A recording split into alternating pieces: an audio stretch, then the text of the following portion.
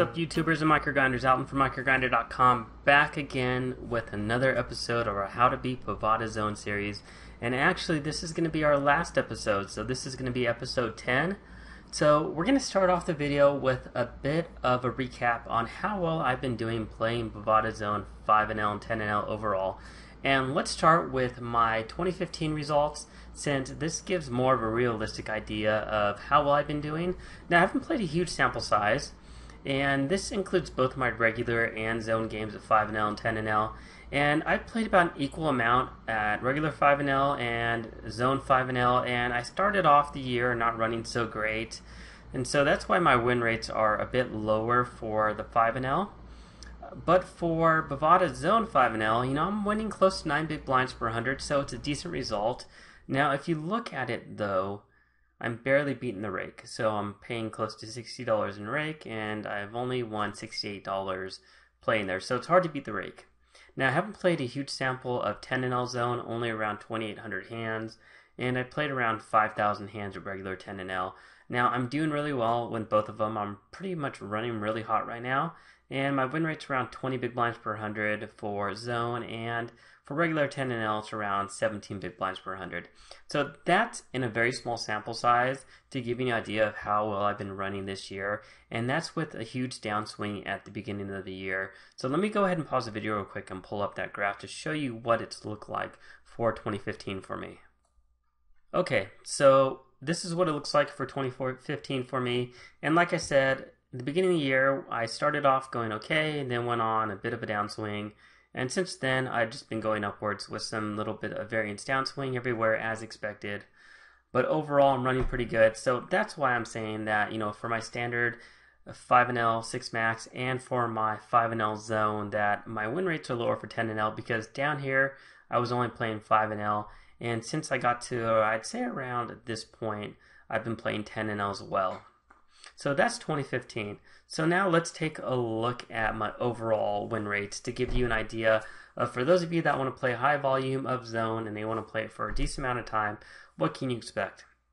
So I started playing online again in April of 2014, and I played both 5NL and 10NL zone throughout the last year, off and on, and between both of them, over a sample size of close to 50,000 hands combined, my win rate is around 5 big blinds per 100. And then if we look at 5NL and 10NL standard games, my win rates are a lot higher, 11.5 big blinds per 100 and close to 14 big blinds per 100 for 10NL. So what you're going to see is that if you're going to play a larger sample size of zone or regular 6 max, on Bovada, playing at 5NL and 10NL, if you do play a style similar to mine, a very tight aggressive style, you should expect a win rate that is anywhere between 2 times to 3 times bigger for big blinds per 100 win rate when you're playing your standard games versus zone. So that's the upside to playing standard games. Now, the downside is that the games are going to be slower and you're not going to see as many hands per an hour. So, I haven't done the math, but I'm assuming off the top of my head, based upon what I played, I think that you're going to see around at least 3 times as many hands per an hour playing zone versus a standard game, maybe even close to 4 times as many. So I think in regards to our hourly rate, you're either going to win a little more playing zone, or it's going to be close to break even, depending upon how high your win rate is for your standard games. So with that said, I think you can choose either or, and I think overall, your hourly win rate is going to be fairly similar. But one thing I did notice is that if you are going to be playing zone, is that it's going to be really difficult to beat the rake. So I played 37,000 hands at 5NL, and I've won $96 at winning at around 5 big blinds per 100, but I played $141 in rake. So I paid a lot more in rake than what I've won. And then same thing for 10NL zone. This is only 12,000 hands, and I won $64 around 5 big blinds per 100, but I played close to $78 in rake. So on both of these, I'm not beating the rake. But if you look at the standard games, I'm beating the rake. So I'm beating the rake playing 5NL, regular 6 max, not by a huge margin, but I've won $405 and I've only paid $320 in rake. So this is a plus $80 versus down here, this is a minus close to $47. And then once we get to standard 10NL, I'm easily beating the rake at winning at a win rate of close to 14 big blinds per 100. So, there's a drastic difference between what I'm winning and the rake that I'm paying. So that's one thing to consider, is that if you're going to play a zone, you're not going to beat the rake over the long term unless you're just completely crushing it. If you're going to be somebody like me that's playing a pretty basic standard tight aggressive game, you're probably going to expect to win around 5 to 6 big blinds per 100, and at that win rate, you're not going to beat the rake. At best, 10-0, you'll probably be close to break even, and I suspect at 5-0 zone, when you're going to be losing, you're going to be paying a lot more to rake. So if you are the type of person where you feel like you need to beat the rake, and you want a high big blind per 100 win rate, then jump to the standard 6 max games. But if you're only worried about your overall winnings in terms of how much you're profiting over an hourly rate, then zone is going to be perfectly fine for you. So just wanted to start off this video, since it is our last video, with a bit of a recap on how I've been doing. So let me go ahead and pause the video, and I'm going to go ahead and pull up some tables, and we'll get into our last episode where I'll be doing some live play. I'm going to cross my hands right now, and I hope that it's a good session and not a downswing, so we can end things on an up note and not a down note. So be back in 1 second. Okay, so I have 4 tables up and running. So luckily for our last video, we're going to be able to play 10-0 and 5-0 zone. Oddly enough, it's a Tuesday night, and it's the West Coast, so it's really late on the East Coast, but games are running at 10-0 zone. And so I'm wondering if this has something to do with people being on summer breaks and people being on vacation, because typically 10-0 zone isn't running in the middle of the week, but you know what? It's running well. It's running a lot lately, so that's good for us for this series. King, queen off, standard open under the gun here, but it's not near the top of my range, but it's fine to open under the gun. And then on this type of flop texture, we will not be c-betting, especially into two opponents that are both deep stacked. So we're just going to go ahead and just check this flop, and we're going to go ahead and raise the pocket jacks, isolating the limper. The queens here, and here I'm just going to flat call the min raise. I'm not a huge fan of this board texture, so I'm going to go ahead and check, because he could easily have a king, but I do have the second nut flush draw, so I'm going to go ahead and check. Same thing with the jacks here. He limps. Here, I'm going to go ahead and check. We have the nut flush, so I want him to catch up. Here, I'm going to call. And I'm not a huge fan of the 5 of hearts. I'm going to call one more time. If he has a king, good for him. And here, I'm calling on the river. I think that I win a lot. And I'm going to pull out a really thin value bet here. And unfortunately, he folds. So with the jacks down here, I guess I could have bet on the turn, but I think a lot of opponents are going to be taking back the weaker aces, so I just opted for a check, and opted for the bet on the river instead. So ace-8 suited, standard open.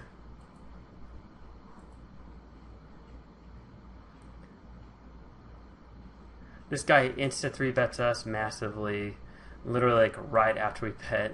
That's pretty much bet timing tell that, hey, look, buddy, I have a strong hand, I'm just going to pot it really quick. So for me, no decision here other than fold.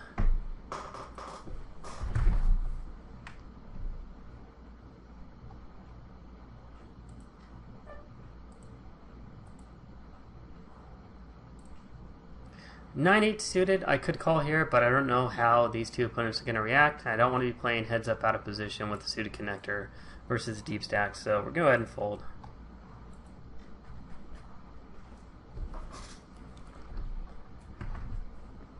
King queen offsuit out of position versus under the gun raise to 3.5x. I'm just going to go ahead and fold, make the nitty fold there, assuming that he's raising with a pretty tight range there. And king queen offsuit, it's not terrible versus an under the gun range, but it's definitely not at the top of the range. I don't want to run into ace king, or even better, such as pocket aces or pocket kings.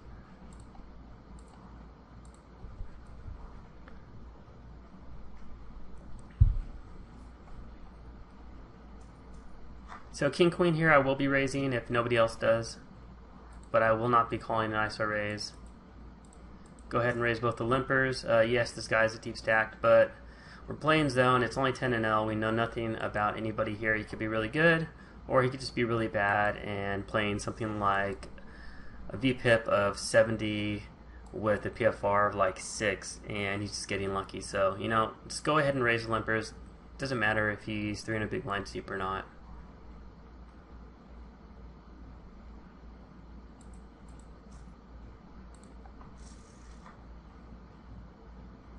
And this guy makes a massive 3-bet against Ace King, blind versus blind. I remember folding. I don't want to get it in, so I'm just going to go ahead and flat.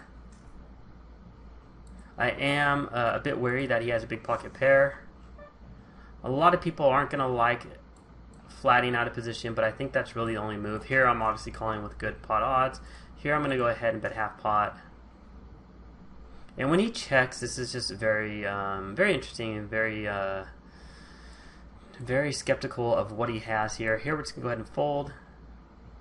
And we're going to go ahead and call since I believe we're going to go multi-ways. And then when he does delayed c-bet here, I think he always has a really strong range. So he was probably just trying to slow play pocket aces, pocket kings, pocket queens. So we're just going to go ahead and fold. We miss out on the turn. He could easily have 9 in his range, so we'll just go ahead and check. And we'll go ahead and fold.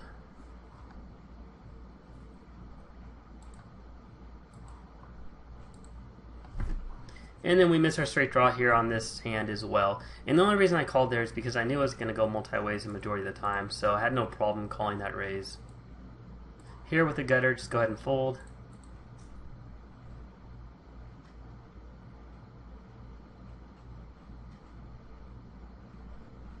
Versus under the gun raise, I'm just going to go ahead and flat with Ace King. You don't need to 3-bet all the time. And it's going to play well against under the gun range and position.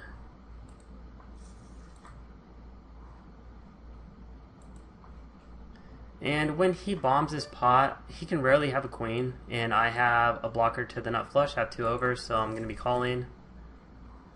Now we pick up the nut straight draw. I'm going to go ahead and check. Here we have 2 pair, but our 3 is counterfeited. And when he bombs here on the river, we have nothing but overs. He could have easily had trip queens here, so I'm going to go ahead and fold anyways.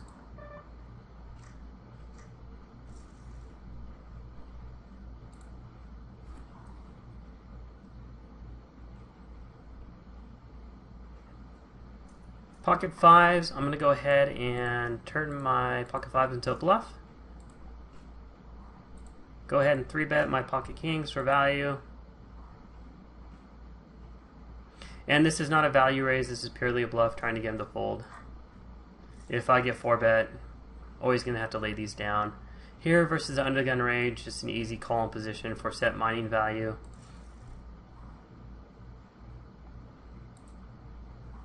And then when we miss out on this flop, it's just going to be a check fold.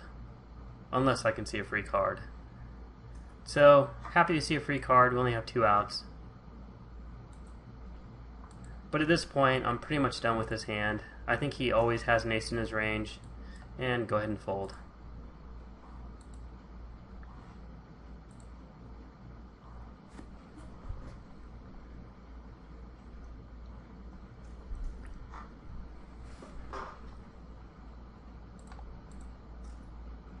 Jack King offsuit versus a middle position opening range. It's kind of near the bottom. I'm actually going to go ahead and fold even though I'm in position. That's super nitty fold, but I'm not suited, so I don't have the flush draw capabilities. And if you think about the broadways people are opening from middle position, you know, Jack King off is near the bottom, so I just made the nitty fold there. Ace 5 suited, I'm just going to go ahead and limp behind. I don't think I'm going to get squeezed by these opponents too often. The only person I have to worry about is this opponent. So I'm going to go ahead and risk 1 big blind. And then Ace 10 off, I'm just going to go ahead and overlimp because I don't think I'm going to squeeze too often at 5 and L. And I'm not a huge fan of ISO raising big out of position with such a weak hand.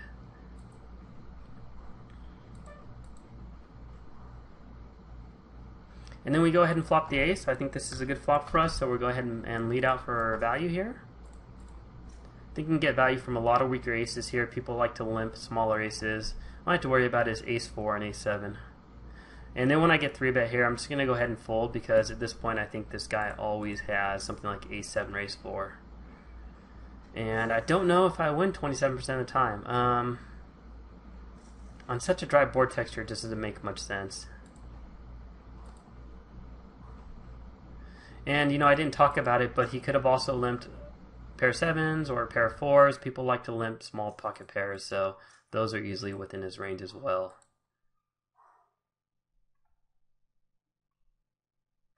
Easy c-bet here.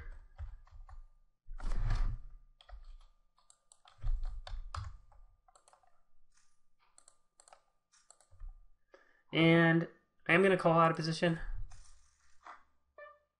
I think that I have good implied odds here. I'm easily getting 10 to 1 if I stack him. I'm not a huge fan of this turn, but I do have no repair.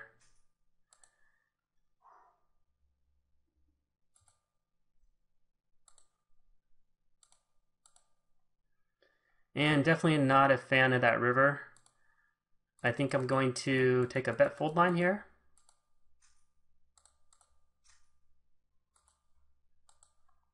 I think he'd have a lot of straight draws in his range that he missed. He's not always going to have a 4 or 5 here. So, that's why I did the bet fold line there, because I think you get value from ace X there as well. And we'll go ahead and see what he had. I could have c-bet here, but I decided to opt for the check. I think either is fine. And then when he leads out, just an easy fold. And he had pocket 8, so it's one of the few hands that our pockets pair that's worse than us that we get value from. So here I have overs plus the nut flush. I'm going to go ahead and call his donk bet. I think a lot of the time when he donk bets, he either has a jack or he has a flush draw. And then when he leads out on 2 streets, I think he always has a jack. So we're going to go ahead and fold.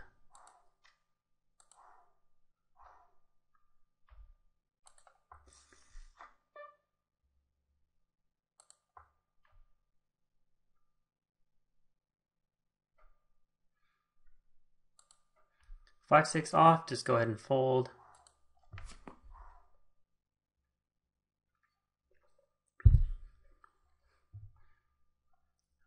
Deuce 3 suit, I'm just go ahead and fold.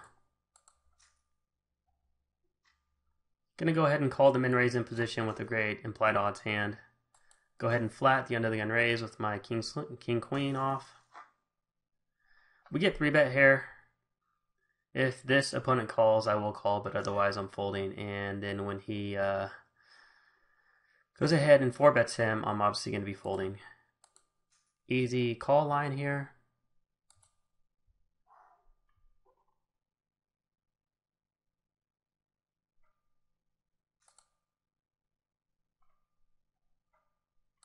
Pocket jacks, I'm going to go ahead and 3-bet.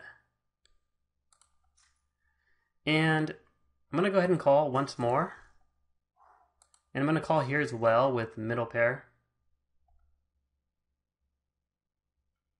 And then when he bombs 3 streets and when the straight gets there as well, I'm just going to go ahead and... Well, actually, what am I talking about? I have the straight. Did not read that board texture properly. Pocket jacks here when he leads out. I'm going to call once. And we're going to go ahead and fold here. I think he always has an ace. And then when he donks out 2 streets in a 3-bet pot, I don't know what he's doing here, why he would do that. But, maybe he has a king X and he's a bad player. So I'm going to go ahead and fold my jacks.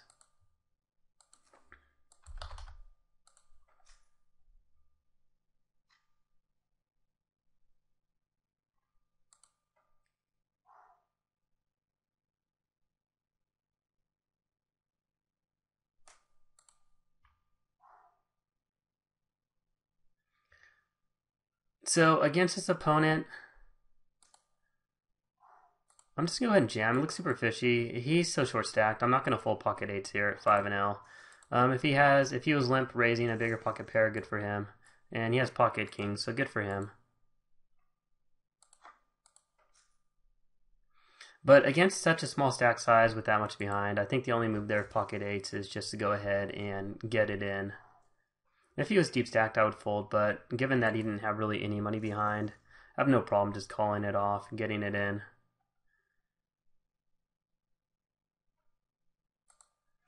King queen off is fine versus the middle position open.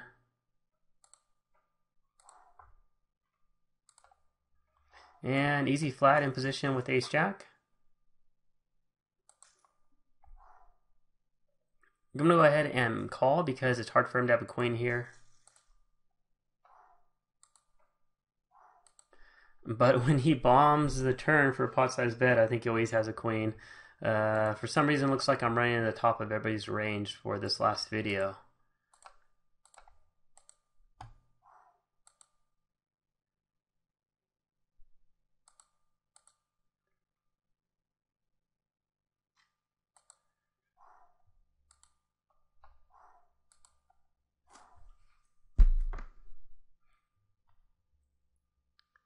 I'm going to go ahead and call the min raise as raising the limper with the queen 10 off. And then when we miss out and he leads out, I'm getting pot odds at 13%. I'm going to call once. And we hit top pair. So again, I'm just going to call with my top pair. Then we hit trip, queens on the river. Not a huge fan of our kicker, but I think we have to raise. And I'm going to raise an amount that he can call me with.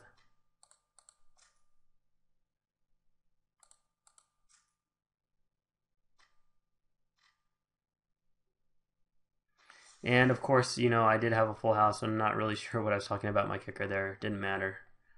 But we'll go ahead and see what he called me with.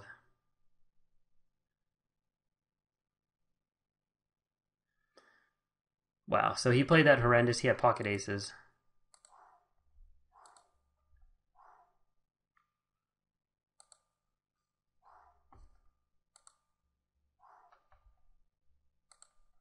So for some reason, I'm not really doing a very good job of paying attention to the board texture.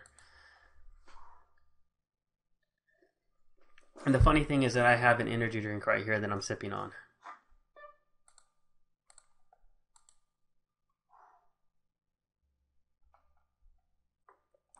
Ace 3 off, you could fold or you could raise. I'm just going to go ahead and fold.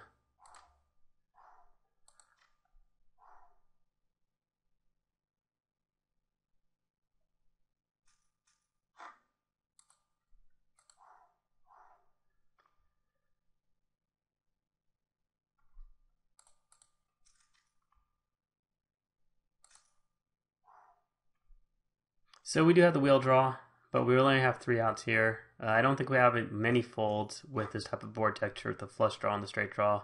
So I'm going to just go ahead and check and take the free card.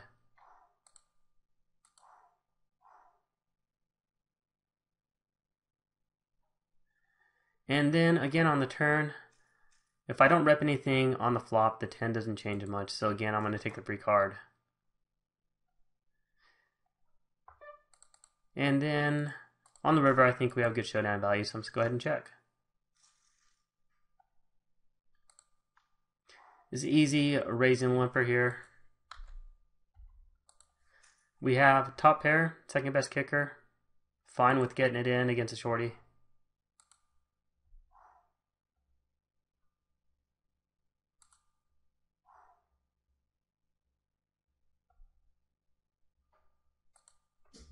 Unfortunately, he folds. King Jack suited, I am going to call. Earlier in the video, I didn't call with King Jack off, but now I have a suited hand. I am more happy to call. And we flopped the nut straight, but it is vulnerable, so I am not going to slow play this. I'm going to go ahead and raise it to 270.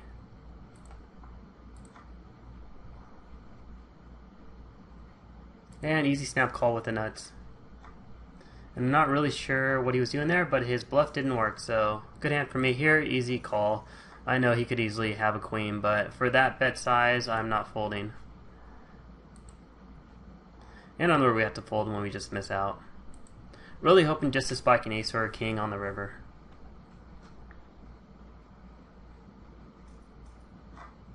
So this is going to be an easy flat, especially with 2 opponents in the hand. I'm not going to squeeze a deep stack, especially when he's an under the gun opener. We're deep stacked, he's deep stacked. We want to just see a flop and try to hit a really strong hand. It's not strong enough to get it in. I'm not a huge fan of this flop. We do flop top pair, top kicker, but we don't have any blockers to the flush, and so we have to be very wary of that. So I am going to go ahead and bet really big on the flop.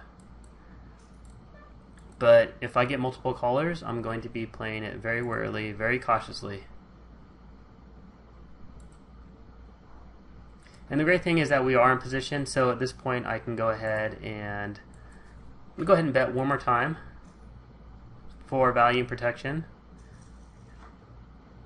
And go ahead and check because I have really good showdown value on the river.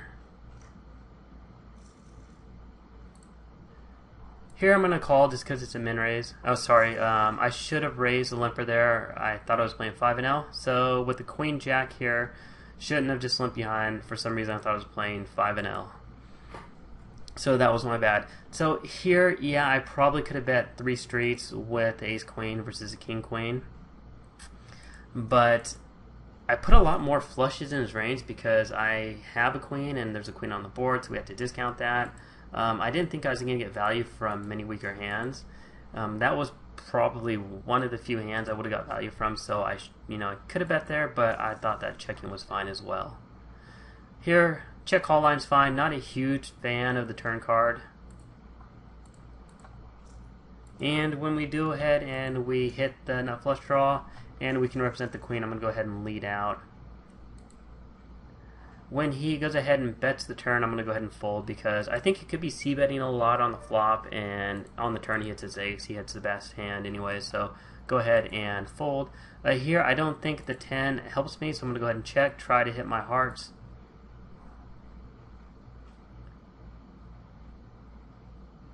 And then we'll go ahead and fold the river.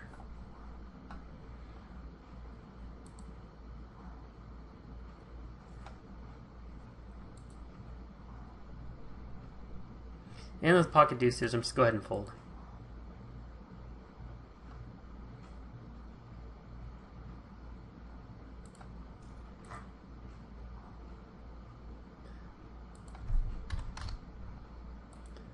Ace 9 suited, just go ahead and check, try to hit the flush.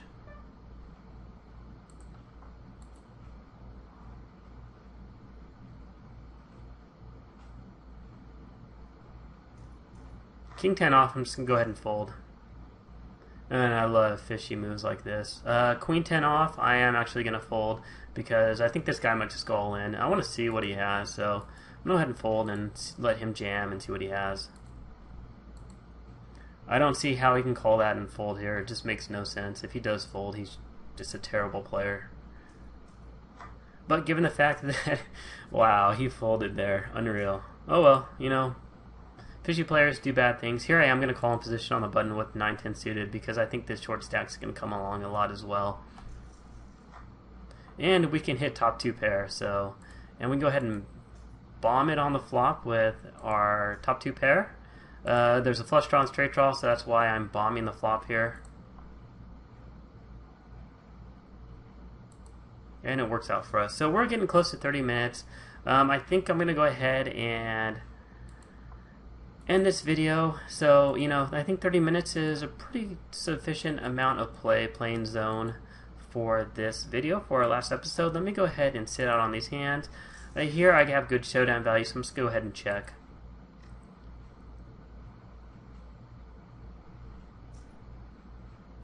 And we go ahead and take it down. So that's going to go ahead and conclude this series. I hope that you got a lot out of it. I played a fairly straightforward style of play. Played a very tight aggressive game, and I did throw in some 3-bet bluffs when I felt they were necessary or they would work versus late position opens, especially when I'm defending my blind. But other than that, I didn't really get out of line. Everything I did was fairly straightforward. I didn't go ahead and try to run multiple streets of bluffs, push people out of the pots. I just played a really strong value-oriented game when I felt I had really good if I felt I had really strong fold equity, I went ahead and threw out some bluffs. But other than that, I really didn't get overboard, went crazy, and play too aggressive. And for the series overall, I think that my overall results for these 10 episodes is that I think I had a winning session almost every session. Some of them may have been break-even, but for the most part I ran pretty well. And this just goes to show you that if you play a really solid, fundamental ABC tight aggressive game where you are throwing in some bluffs and semi-bluffs here and there, is that you can beat this game. But, you know, just be wary that if you want to beat the rake as well, you're not going to be beating the rake too often in this game, simply because the win rates are too low and the rake is too high, the micro stakes. And, you know, we ended this series and this episode on a good note. I did lose a little at 5-0, which is completely fine with me. And it looks like I won about a buy and a 10-0, so, you know, things went well. I'm happy with the results. I'm happy with this series. Hopefully you enjoyed them. If you have any questions or feedbacks, or you want me to do some more videos on Zone, definitely let me know. And if you haven't subscribed to my YouTube channel, just go ahead and click the subscribe button down here to subscribe, so you'll be subscribed for all of my latest video uploads and updates on YouTube. So again, thanks for watching. Thanks for watching this series. Thanks for all your comments and questions. I appreciate it. It's been out with MicroGrinder, MicroGrinder.com, and we'll see you at the next video.